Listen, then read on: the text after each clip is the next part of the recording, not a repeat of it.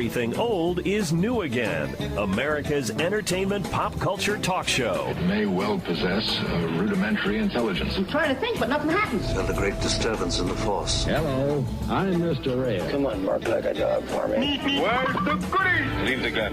Take the cannoli. I bet you wouldn't have done anything like this if Mom and Dad were here. You filthy criminal. Excuse me while I whip this out. Go ahead. Make my day. Here are your hosts, Douglas Viviani and David Cohen. It's Wednesday. It's Wednesday. Got family game night on the brain? Wednesday. It's Wednesday. Bring home a new game and bring your family together with Picture-Rica and other great Hasbro games. Picture-Rica! Hasbro Family Game Night. Welcome back to Everything Old is New again. This is Douglas Viviani for the third week in a row with, I guess we'll say the vintage gamer himself, David Cohen. Hey. And we'll continue our discussion of the resurgence of the board game, toys, vintage board games, everything in I would say, in a violation of all things electronic. We're not really going electronic. We're going back to a one-on-one discussion with family members as we're playing Risk or Monopoly or board games and having some fun with the resurgence. There's billions of dollars right now being earned by Parker Brothers, Hasbro, all of these toy manufacturers and board game manufacturers. There's a resurgence on television of some of these board games, and we're having some fun with Dan Neuburger, who is a gentleman that we could say is a toy and board game aficionado, and he's a gentleman that is a friend of ours. We have heard him for the last two shows on Everything Old is New again, and continuing the Half Hollow Hills High School East tradition of talking all things board games with Dan Neuburger. How are you, Dan? Well, hello. Welcome back.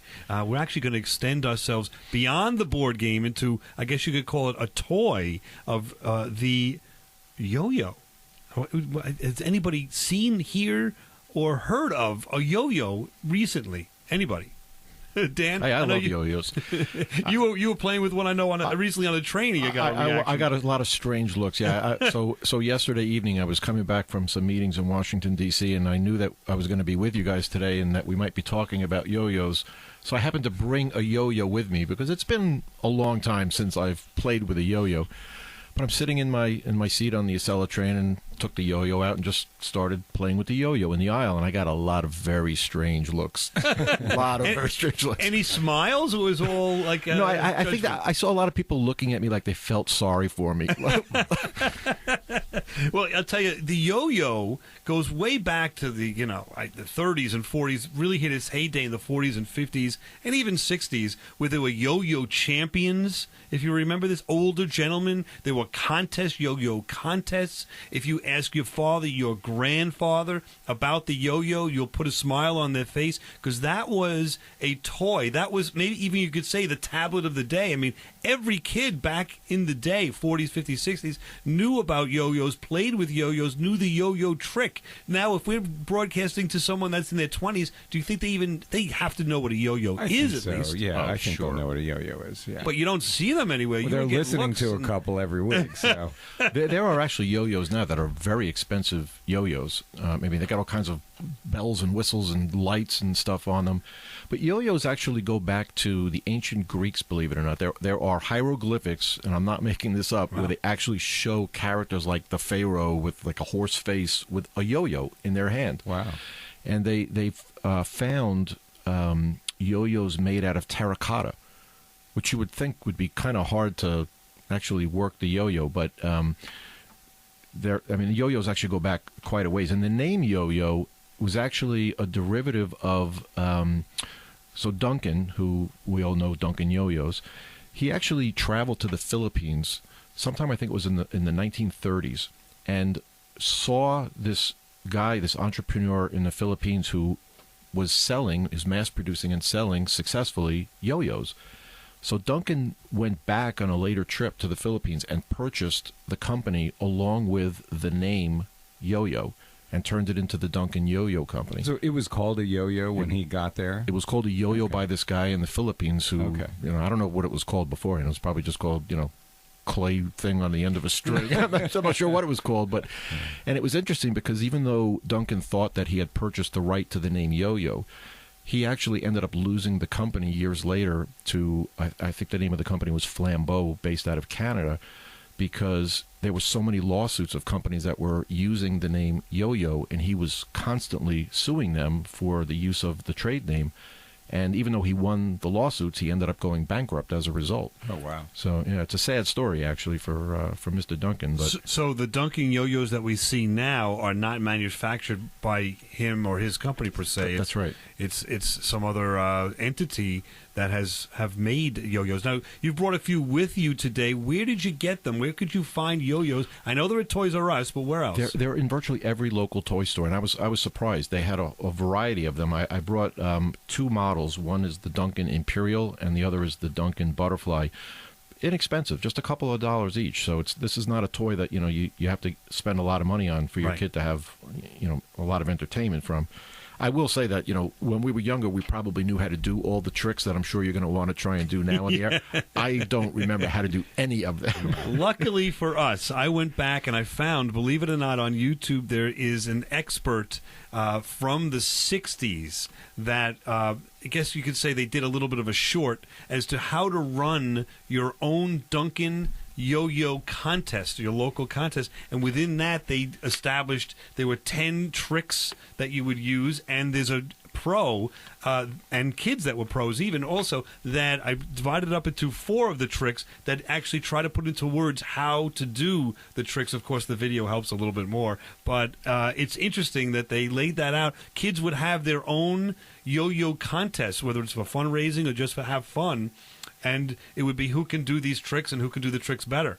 So this is something that I think that you can, for a couple of bucks, if you can get your kids into it. You need to have hand-eye coordination. You need to really think about what you're doing. And I don't know. It starts with what they call. I called it a sleeper. They call it on this here a spinner. So let's just listen to this first, and we'll see if we can do that. And if you like at home, you can try to play along. All yo-yo tricks are dependent on first learning how to do the spinner. You start by holding the yo-yo in this position. Notice the wrist action. It's this action that gives you the speed you need to make for a good spinner. Take a close look at the way the yo-yo spins. Turn your hand slowly, and when you're ready to have the yo-yo return, give it a gentle upward motion. The bottom line is a spinner is just like having the yo-yo, instead of the yo-yo going up and down, just to have it go down and sleep, stay in the down position. So what he's talking about is you flick your wrist down, you put the yo-yo on your finger, of course, and the string on your finger. You flick your wrist down, but don't flick your wrist back up to have the yo-yo come up. So you're just going to flick it and let it sit there where it is. Yeah, it's really important to put the end of the string on your finger. Otherwise, it's really hard to work the yo-yo. All right, I'm going to stand up and try to do it. Give me a minute. This is it. Look. Oh, David Conner. No, it has to actually be spinning. Oh. And that's what he's saying, too. You got to spin it fast so it remains spinning enough time that you can then bring it back up when you want to. Dan is just about doing it. I'm going to give it a shot here. Let me see what we can do here. If there's any sound effects. Oh, hello. I just did around the world. That's a whole other trick. But so once you do that, every other trick stems basically from you being able to put your yo-yo in that way. Now, David just did it, but you didn't give it enough speed. You got to really flick that wrist hard so it gives enough of a spin so that you'll have enough energy to bring it back up when you want to. You're saying I need more wrist action? You need more wrist action. All right. What we're going to do is take it from that. We're going to listen to we're going to come back right after this, and we'll continue with a Walk the Dog and maybe even Rock the Baby on Everything Old is New Again. We're going to see if we can teach you and everyone else a little bit about the yo-yo and have some fun on Everything Old is New Again.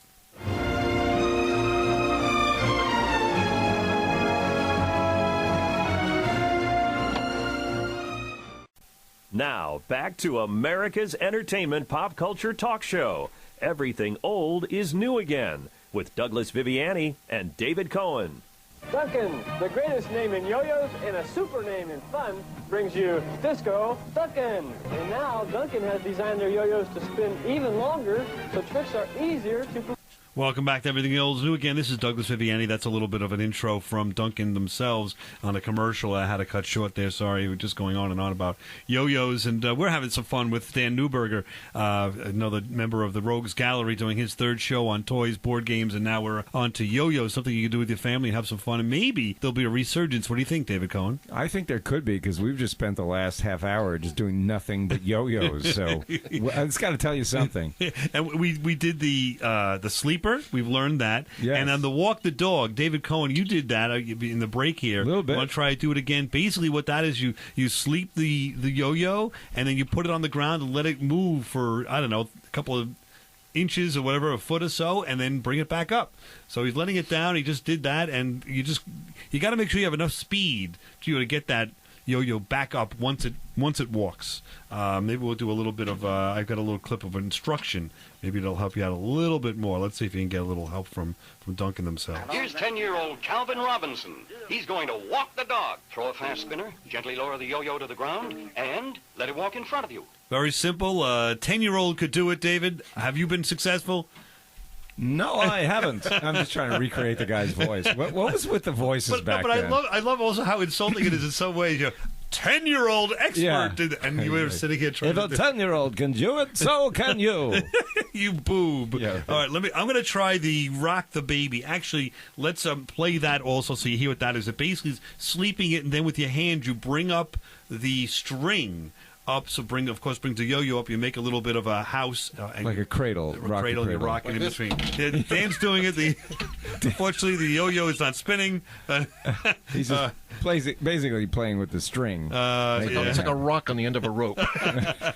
That's why it's great, because you need to learn a little skill with this, I think you'd say. And let's hear from probably 8-year-old Jennifer. Let's see who's doing this one. Rocking the baby. Throw a spinner, raise string with left hand while lowering right, then raise, forming a triangle, lower left hand, and rock the baby.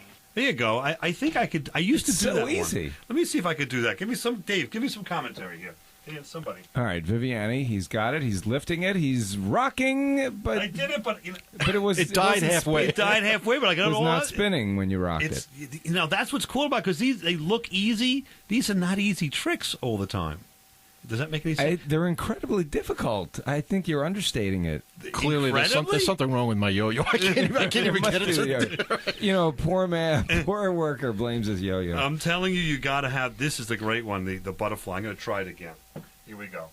Okay. Any minute now. All right, he's winding his yo-yo. All right, here we He's go. getting ready. Snaps it down. This must be practice. Oh, he almost poked himself in the eye with the yo-yo. All right, and he's giving up. And here it is again. And I got it. Look, here it is. And it's working. And up again. Oh, I did Yes. it. There you go. All right. So it does take a little bit of practice and a lot of imagination, but some alternative facts. You can get the Rock the Baby. What I think is an easy one that'll probably take your brother's eye out as you do this if you're an 8-year-old. But be careful to try the loop-to-loop. This is pretty cool. Try this one. Listen to this. Loop-the-loop with Sandy Warner. Send the yo-yo out in front of you. Yeah. Snap your wrist sharply in a circular motion. There you go. And it will loop and take off again. Just basically means that that easy. You do is you throw the yogurt. Throw the yo-yo out, and then whip it around you. Does that make sense? Yeah. I think I can do this one. All right. Dana's going to do this, and if you need some room, you might want to step outside the studio. Yeah, hold on. Don't come back. By the way, this works really well in a crowded subway train. Here he goes. All right. He's going to try it outside the studio, so that we have a window here. Successful. All right, let's see what he does, because it's practice a little bit. Now, here he goes. I was wearing glasses. He's clutching his heart. Wait, something's wrong.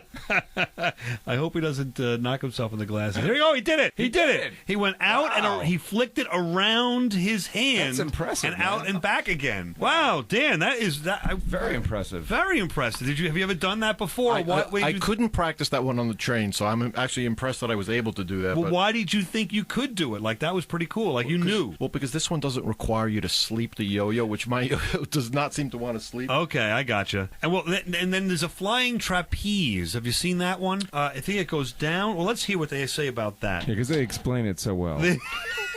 Here's 7-year-old Timmy. Here's newborn Timmy. There's absolutely no problem making that dog sleep, Flying trapeze. Dog walk. Throw the yo-yo across the body and loop string over left first finger. Yeah. Yo-yo will land on string, Okay. and while still spinning, will ride back and forth as you move your fingers. It works a little easier with the butterfly. That's it. I have the butterfly, but I bet you I can't do it. Let me give this a shot. Someone give me some commentary here on this. All right, there he goes. He's pulling it up. He's got it spinning. No. Almost had it, though. Try it again. Remember, I haven't done yo-yos for... Have any of us Weeks. We did this in elementary school, yo-yos with a big hit. They were. All right, try it again. I remember people in elementary school getting yelled at because they took the yo-yos out before recess, and they had different colors, and some of them lit up when you set I them remember the off ones that lit up. and Sparkled. the teachers would get so mad. Yeah. Now they're taking out cell phones and texting each other. We played with yo-yos. Wouldn't it be great if you got a combination cell phone yo-yo? Ah, not a bad idea. All right, so... So there's completely, by the way, the commentary is that Yes. you were completely unsuccessful. Yeah, that was the flying trapeze is not easy. No, it's I not will at try all. it one more time. That's what's good about it, though. You need to earn your ability to do practice. this. Yes. Yeah. All right, here we go. Oh, come on. It's not even sleeping. Oh, wait, here we go. And then, Yeah, I think our audience is sleeping Here it is. now. Wait, and it goes, and... Oh, it just fell. I just almost had it. You didn't even almost have it.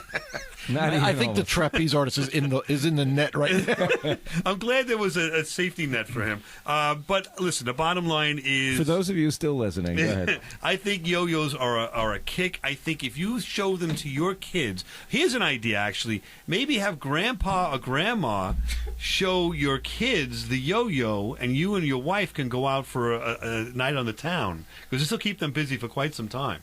And when you get back, just make sure you have health insurance because it's possible there's an eye that might get involved. I would be curious to know how long it takes your children to learn how to use the yo-yo, because I guarantee they'll be much more adept at it than we would be given the same amount of time. You know what? That's a great idea because they're more. What would you say? They're more pliable, whatever. They're an open slate. They're ready to just do this and follow true. the instruction and all. I would also suggest buying a number of them because we're constantly. I would just say unraveling them. Yeah, because they do get a little bit. You would think that, given all the time that yo-yos have been around, that somebody would have figured out a way to have a string that didn't do what our strings were doing. That's a good point. Like in between, can't you do like a little swivel on the some little contraption that takes the twisting out of the string? Just a little swivel, right? Put a little. All right, I want to patent that. That's another good idea. But the yo-yo is even if you just kicking it up and down, up and down, up and down, up and down as a kid. Is a lot of fun. Just whip it up and down, and then you could that one you did the around the world is easy because you don't have to sleep. You just have to have a lot of room. Exactly. Don't do it in a small space with other little children around. You think this really be used as a weapon, though? I mean, you could really hurt somebody with this. Do you think the yo-yo will ever take the place of the gun, the tablet? The tablet? The iPad and whatever. Oh, you mean people would rather like, do this? Yeah.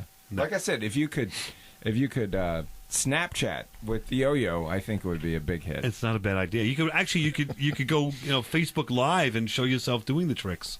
That wouldn't be a bad idea. That's true too. Yeah, we could try that. All right. Well, Dan, when we come back, we're going to dive into some more of the games that we suggest, not only yo-yo, but now back to board games or unique kind of games that we'll play and try to see if there's anything that I don't know that you can add to the mix here to try to make a family fun night even more fun on Everything Old is New Again. We'll be right back right after this. Still can't make it sleep, huh, Dave? No, I just walked the dog. I literally just walked the dog. I know because your floor's all wet.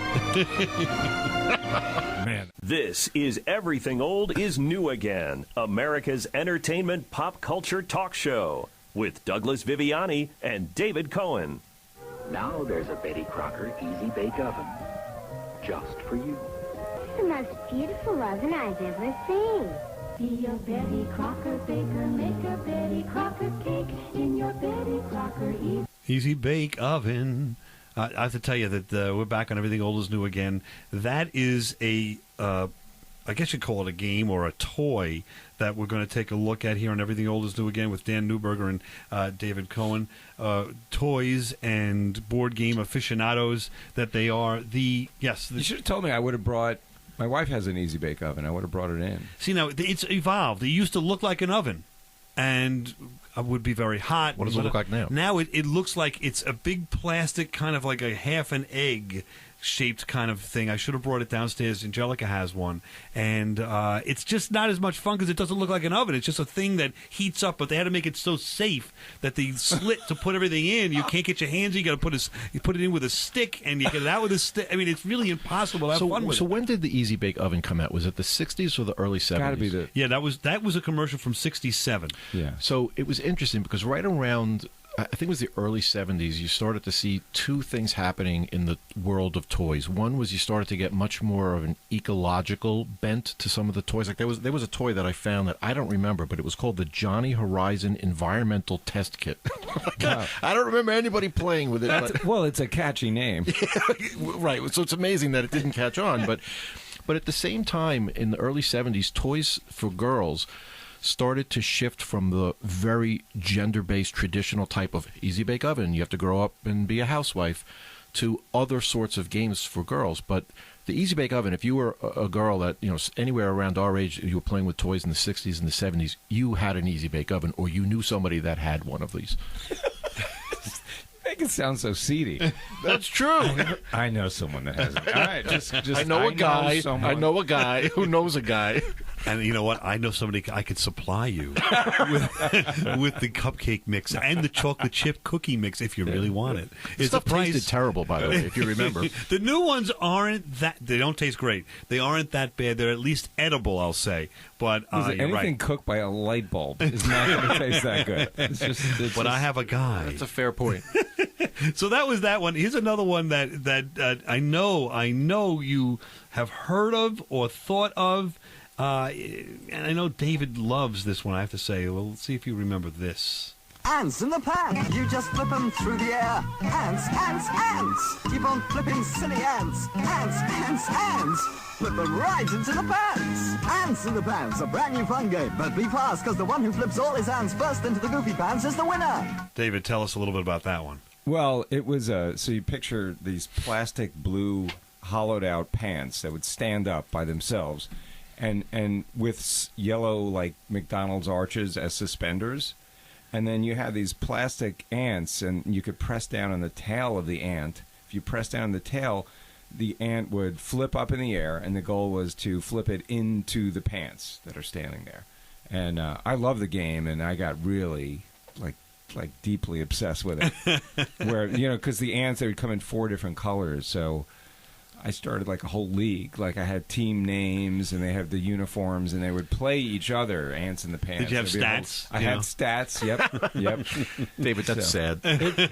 Well, you know what he was great at? That translates though into college when you play quarters. Yeah. So there's the problem is Ants in the Pants is a gateway to drinking. That's the problem. Or drinking games. It's like a gateway drug. See, my only memory of that game from when I was growing up was I remember my parents all the time saying, "Do you have ants in your pants?" And when I got the game, my answer was always yes. Yeah. Why are you asking me? You want to play? So it's basically it's funny. It's a big plastic pair of pants, right, with suspenders. That's what you are. Yes, I know, but the suspenders are odd, is what I'm saying. What would they? Oh, because they would block the ants from going in. It made it hard. Yeah, they couldn't make it that easy. It's like the defense part of the team. I never had that game. I never. It actually was pretty fun, I have to say. Yeah, even though I know I got too into it, but it was fun. Did you invite people over, like friends, and did you ask them to play, or did you always just play by yourself? I didn't have friends, so that's why I enjoyed it, because I didn't need any. I could just play against myself. Well, what about you playing against the Barrel of Monkeys? Let's hear about that. Nothing's more fun than a barrel of monkeys, you've heard people say. You can own the Barrel of Monkeys, the lakeside game so easy to play. Empty the barrel, pick up a monkey, hook them together one by one. The trick is to make a chain of 12. Steady now, you've just begun. I didn't know the trick was you had to make a chain of 12. That was. No, I didn't know that I didn't know that either. Yeah, that's the objective. That was the objective. Let's see. I have Barrel of Monkeys with us here. And Leo has a couple of his sea urchins in there as well. We'll take those out. And let me see how many. You inevitably lose some of these, right? So here's the thing about this game I never got. So when the monkeys are laying on top of another monkey, you can grab, with the monkey that's in your hand, you can grab the monkey's hand. But once they're laying on the ground, I honestly think it's physically impossible. You think so? Yeah, well, when the chain gets long enough. Oh, let's take a look. I'm going to try. You're right. All right, so I'm going to try one. Right, so you're saying when they're by themselves, now, right. It's hard to... Well, that's part of it. You got to... Oh, yeah, look at that. Yeah, it's not so easy, right? Why? Because they don't... I think it's the angle of... If you put the use palm two down. hands, it's very easy. See? One hand after the other. But how about someone... Does anyone want to try that? We have 9 here. David, you want to try to get 9 there's no way I can monkeys? So, wait, but do you spill them out and however they land? Shake it up, spill them out. Yeah, put it in here. We're going to do this the right way. There you go. All right. Now, I'm not shaking them, just to be clear. So it's an independent shake. Independent shake by Dan Neuburger, and here we go. All right, so he has the one, and a couple of them are going to be easy because they're kind of on an angle. They're on top of other ones. So he's got one, and now there's another one's going to come up pretty quick. These are blue monkeys. You're saying when you grew up, Dan, they were different colors? They were different colors, and they also came in a much larger barrel, so you had more monkeys. Right. And Leo plays with these now, but he doesn't... Oh, you got 2 and 1. Double. That was good. All right, he's got about 5 together. Now the rest of them are basically flat on the table, and they're supposed to... There's a little angle there on the arm. You're supposed to go underneath there, if you can, to try to pick them up. See, but that's what I'm saying. You have no leverage to... Oh. Yeah. The monkeys have fallen off the vine. 7, 6? You got 5. Yeah, let me try this. Well, we got to put them back in the barrel. Oh, here. Are they a barrel of fun, though? Is that the question? I mean, did you have fun doing that? It's a barrel of frustration. Right. To me, it's extraordinarily frustrating, and even when you succeed, so what? You get a banana, I think. No, that's not a martini. That is the barrel of monkeys. See, now you gave him a nice spill there because I like we're all together. That's no good. There's like 4 of them all stuck together. Yeah. All right, let's see if we get down to it. We've got 2 He's minutes. got 1. He's got 2. All right. Now, the barrel of monkeys, it goes back to Egyptian days. They found them made of... oh, nice. Dan's got 4. That was a mistake, by the way. I wasn't going for that one. But they found them made of jade. And since then, it's been a lot of fun through the years. I'm making that up. No one caught me on that. We haven't been listening. There's 2 ancient Chinese. There's no way. I lost a monkey. You can lose one. That's okay, I think. This is interesting. You really can't get a barrel of monkeys too well. Maybe you need to play it on like a hill outside or something. So I can think of so many things that are more fun than this. Wow, it's so frustrating. I can't do it. No wonder why. Leo looked at it. He got it, and he loved it for about 30, maybe. You want to try it, Doug? 25 seconds. But I don't remember it being this difficult. Here we go. I don't remember it being this difficult either. Maybe... See, when they're down, what do you do? There's got to be a different strategy. You're having trouble picking up the first one, Doug. Just pinch your fingers together. There's no... can you use this side? No. Wow, these really I think, you know what? good. I think it's just practice like the yo-yo, you know? All right, he just lost the second monkey. No, you can't even get 3? Come on. Try this one, Doug. All right, so I got that. Come on, there he is. Once they're in the air over another one, they're relatively easy. But underneath... Right. Once they're on the ground, though, they're virtually impossible. We got to write in, because this finger, these hands, should not be at such an angle to the sky. They should be out, like, horizontal so you can get underneath. Yeah, there must be a website for suggestions on barrel of monkey improvements. Which we you will would think do. after all this time they would have some type of customer care line. We'll be back on Everything Old is New again, having more fun than a barrel of monkeys. Here it is. Still around? Who makes them? Milton Bradley? I don't know. Some sweatshop in China makes it. I don't know. I did not. That's a great. I never tried that. Just what we just did now, and never thought it was that difficult. It's Hasbro. It is Hasbro. Yeah. Oh, okay. All right. So they're still around. We can get in touch with them and let them know that we're dissatisfied. It's too difficult. I don't like it. See, the fingers should be. You know what I'm saying? If they're out then it wouldn't more, be easy. It would be too easy. Well, then. who's going to play this? If you're a little kid and you can't do it after like 20 seconds, you're going to say, "I'm done." Let's try it again here. All right. All right. He's got 3. 3, 4. See, once the others are laying flat, that's when it's impossible to pick them up. Look.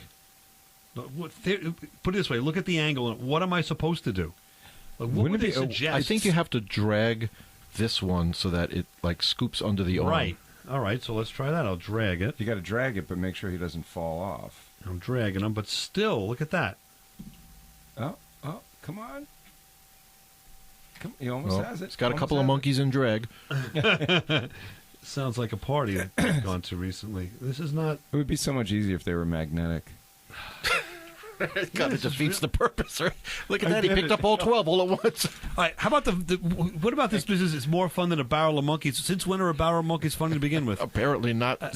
This is all right. So we'll move on. We're going to talk about Matchbox cars, Hot Wheels, and finish up our time with Dan Neuburger. And Everything Old is New Again. Come on back. Everything Old is New Again.biz if you want to hear old shows. Listen, they're there. And YouTube. Can you find other music? I mean, seriously. Just anything. How about I'll sing the next time we're all right, good. Sing this. Now, back to America's entertainment pop culture talk show. Everything Old is New Again with Douglas Viviani and David Cohen. Duncan, the greatest name in yo-yos and a super name in fun, brings you Disco Duncan. And now Duncan has designed their yo-yos to spin even longer, so tricks are easier to Easier to perfect is what he says there. I wanted to hear that back. Yes. Not perform. Perfect. Correct. This is Douglas Viviani on Everything Old is New Again with Dan Neuburger, the toy and board game aficionado. David Cohen, who's now he literally cannot put the yo-yo down. I really can't. And it's like my new obsession. It's literally cutting the blood off circulation from his finger. Our finger's supposed to be deep purple. I guarantee you that will happen to you with these yo-yos if you give it a shot. They're a kick in some ways. And you know what? Even if you could just make it sleep and bring it up, there's one trick, and you feel like you're a big man. The great thing is I can continue to look at my iPhone while doing the yo-yo. So it kind of defeats the purpose, doesn't it? Yeah. All right. Well, then let's move on. But I enjoyed the yo-yo talk, and hopefully you enjoyed it. If you did, write us at everythingoldisnewagain.biz is a section there to send us a note, or go to oldnewagain@aol.com. oldnewagain@aol.com. Further, if you're listening to the show this deep into the show, you're enjoying the show, which means that we would love for you to give a call to, if you're listening on the podcast, to even if you're not, to local talk stations and tell them you like Everything Old is New Again. You would like them to carry the show as well. Even if you're listening on a station right now that's carrying the show, obviously, call them or email them and let them know you're enjoying the show. We always could use the support from everyone out there. Trust me, your voice does matter. Now, as far as I'm concerned, I am a Matchbox car guy. I always was. I think we have some Hot Wheels gentlemen in the room with me. I don't know.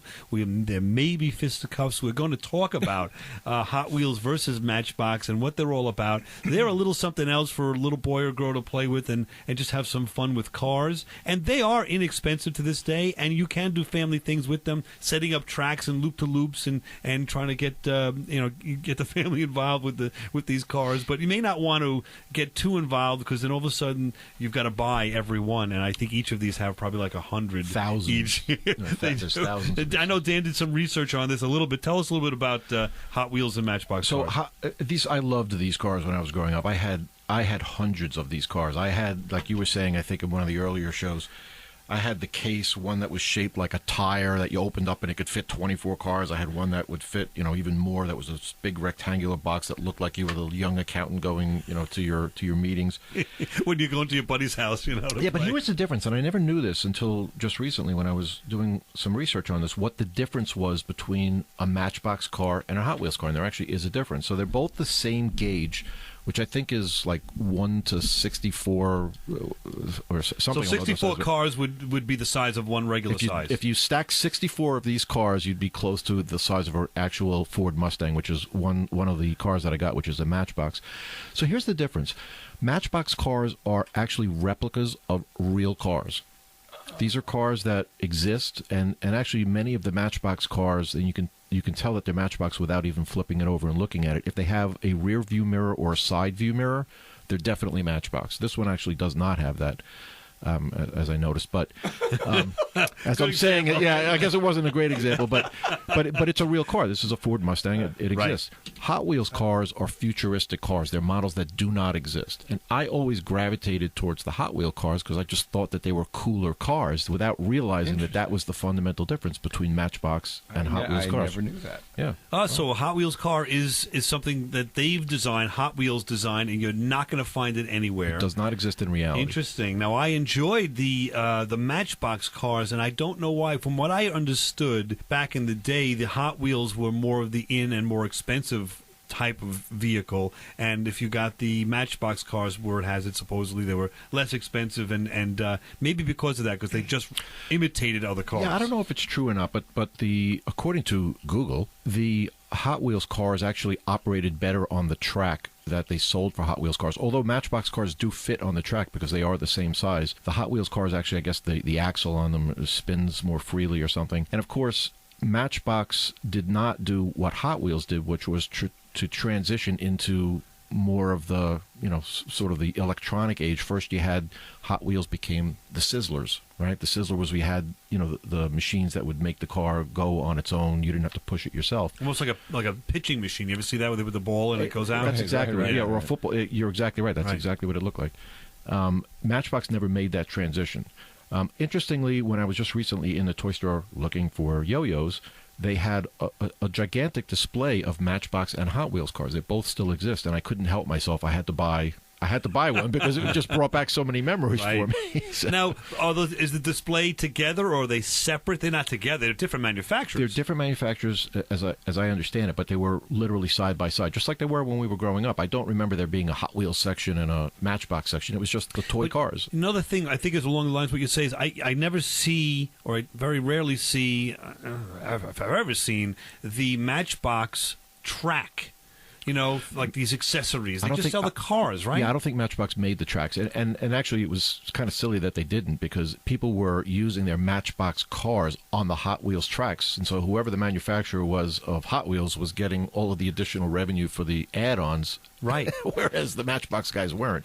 I wouldn't be surprised if they were actually the same manufacturer. That would make a lot more sense to me as to why they didn't do that. Something tells me it was Mattel for Hot Wheels. I'm not sure. Yeah, I don't remember. But you're right. It doesn't say. Now I went with Leo to McDonald's recently, and right now they have they're describing them as Hot Wheels as the toy you get with the value meal. What do you call it? The kids meal. And I have it with me now, and Dan pointed out, and it's very true, very right, that the gauge size is totally different. So they must be made uniquely for McDonald's, so they changed the size of it. Also, something that's come out recently is you back these cars up and let them go, and they'll go on their own. Cars, certainly back in the day, didn't do that in the past. Yeah, I'm looking at the bottom of both of these cars, and they both say Mattel, so that would explain why they didn't come out with a separate Interesting. I bet you back in the day they were not made by the same company. Let's hear a commercial for... let's go to Hot Wheels first. They have these centers and different things you could use with the cars. Let's see. The new Hot Wheels Talking Service Center. Check under the hood, sir. Makes your Hot Wheels come alive. Sir, park on the third level, please. You can buy Hot Wheels track to add right on the Talking Service Center and go. Yeah, so they again, the accessories, that's like a service center, and you have different levels. You bring your car to different levels and whatever. And here's an ad for the Matchbox cars around the same year in the 70s. Let's see what they're trying to promote. Like every Matchbox car, each of our 79s has a sticker price of about $1. No matter who you are, Matchbox has the car that says you. Yeah, I remember that commercial. There's more to it, of course. They were promoting whatever type, as if you were buying a real car, whatever type of car you want. We have. And they're still very inexpensive. I was surprised. I think the one that I got was like $1.49 or something like that. Yeah, so they've only increased like 50% in 40 years. That's amazing. What else has done that? I don't think Of course, much the price of manufacturing them has probably dropped by about 90%. Yeah, kind of outsourcing that stuff now, But it's still made of metal, which appears to be metal, so that they're not badly made. I also remember, maybe Hot Wheels was sold the same way, but Matchbox cars used to come in little boxes. Individual boxes. Oh, yeah. Little plastic. Not plastic. They were cardboard boxes. And I don't know if Hot Wheels did, but that was another cool thing about Matchbox that I liked. If I recall correctly, Hot Wheels came in a bubble wrap cardboard plastic. backing. It would hang on a Right, hook, I think and you're I right. think Matchbox cars did come back then, at least in a cardboard box. Well, that's the name of it. It was a matchbox. It fit into the matchbox. Oh, that makes sense. Silly me, right? Welcome to Everything Who Old is knew? New again. There you go. Thank you for being the voice of reason here. And thank you, Dan Neuburger, for being with us for 3 shows to talk about toys, board games, the Renaissance, and the hopefully new beginning. We talked about the Renaissance? Well, the Renaissance thereof. Oh, okay. And the new beginning I must have of missed that one. Of Family Fun Night with your family. Enjoy it. Let us know what you thought on Everything Old is New again. Dan, thank you so much. Thank you, guys. It was a lot of fun. That was great. Yeah. All right, great to see you again. We'll be back on Everything Old is New again next week. Enjoy some more pop culture entertainment.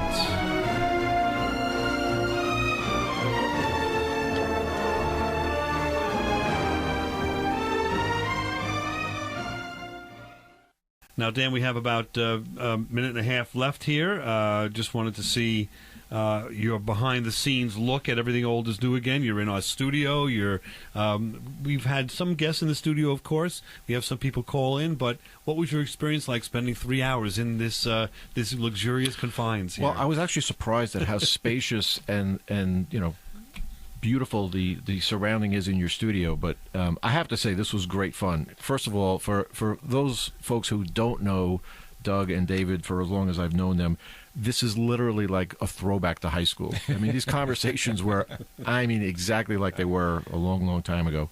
It was great fun reminiscing about these old toys, but it made it a lot more fun to see you guys again and to chat with you. Definitely. Feelings mutual. It's Likewise. weird how so many years can go by and then it's like yesterday. Yeah, right? it really is. Right, It is weird. and I could smell the spaghetti and meatballs as we, in my Lunch mind, wafting through the air as we were, and that piece of bread with the butter. Do you remember this? The lunchroom? meals that you would have, the lunch meals. Oh God, I try and block that out of my mind. Oh boy, they stick with you. It's another show for another day. What they're eating now in school versus I'm sure that'll get Dan back in the studio. yeah, reminiscing about cafeteria food, school lunches. Now, if you talk about the school lunch ladies, then that's a whole other story. But but we did have fun, and we did have fun back in the day, and we continue it now. We try to continue the fun on the radio and in person, and we'll definitely like to have you come back. We'll find other topics or other toys down the line and have you on back. So thank you. Thanks again. So David Cohen, Douglas Viviani, Dan Neuburger. We'll be back next week, and Everything Old is New again. Wow, that's loud.